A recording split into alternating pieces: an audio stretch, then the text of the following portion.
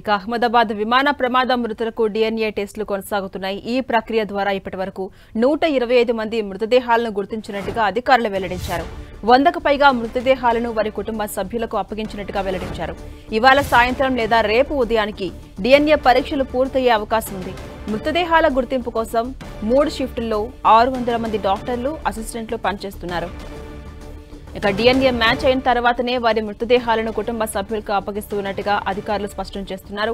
మరణించిన ప్రతి వ్యక్తి కుటుంబానికి రాష్ట్ర ప్రభుత్వం తరపున ఓ సీనియర్ అధికారి, అలాగే ఒక పోలీస్ అధికారి సహా ప్రత్యేక బృందం నియమించి మృతదేహాలను వారి కుటుంబ సభ్యులకు అప్పగిస్తున్నట్టుగా సివిల్ ఆసుపత్రి అధికారులు స్పష్టం చేశారు.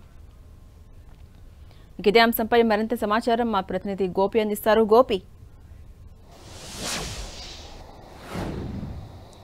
డిఎన్ఏ పరీక్షలు ఇంకా కొనసాగుతూ ఉన్నాయి. ఏదైతే అహ్మదాబాదు విమాన ప్రమాదంలో మరణించిన 241 మృతదేహాలకు కూడా డిఎన్ఏ టెస్టులు చేసిన తర్వాతే వారి కుటుంబ సభ్యులకు అప్పజెప్తామంటూ కూడా కేంద్ర హోంశాఖ మంత్రి అమిత్ షా చెప్పడం జరిగింది. ఆ తర్వాత డిఎన్ఏ ప్రక్రియను వేగవంతం చేయాలంటూ కూడా గుజరాత్ సీఎం ఆదేశాలు జారీ చేశారు.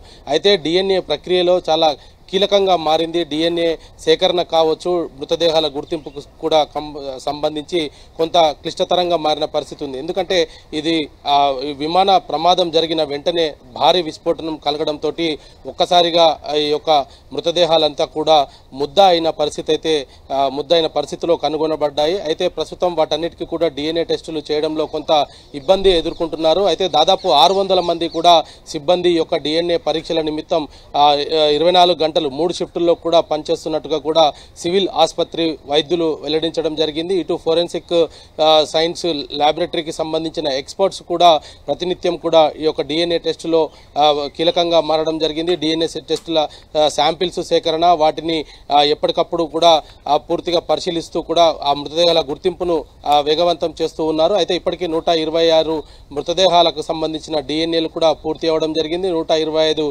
డిఎన్ఏలు మ్యాచ్ అయినట్టుగా కూడా గుర్తించడం జరిగింది. అయితే 8 నెలల బాలుని డిఎన్ఏ టెస్టుకు తీసుకురావడం కూడా అందరితో కూడా కొంత కంటతడి పెట్టించిన పరిస్థితి అయితే కనపడింది. అహ్మదాబాద్ ఘటనలో ఒక వ్యక్తి మరణించారు. ఆయన కుటుంబ సభ్యుల డిఎన్ఏ మ్యాచ్ కాకపోవడంతో ఆయన కుమారుడు 8 నెలల కుమారుడిని కూడా తీసుకొని వచ్చి ఆయన శాంపిల్స్ సేకరించడంతో ఆ డిఎన్ఏ టెస్టు మ్యాచ్ అవ్వడం జరిగింది. ఆ మృతదేహాన్ని కూడా కుటుంబ సభ్యులకు అప్పజెప్పడం జరిగింది. అయితే దాదాపు 4 రోజులు గడుస్తున్నప్పటికీ కూడా ఇంకా మృతదేహాల అప్పగింత ఆలస్యం అవడంతో బంధువులు కొంత ఆగ్రహం వ్యక్తం చేస్తున్నారు. మరి రైట్, థ్యాంక్ యూ గోపి.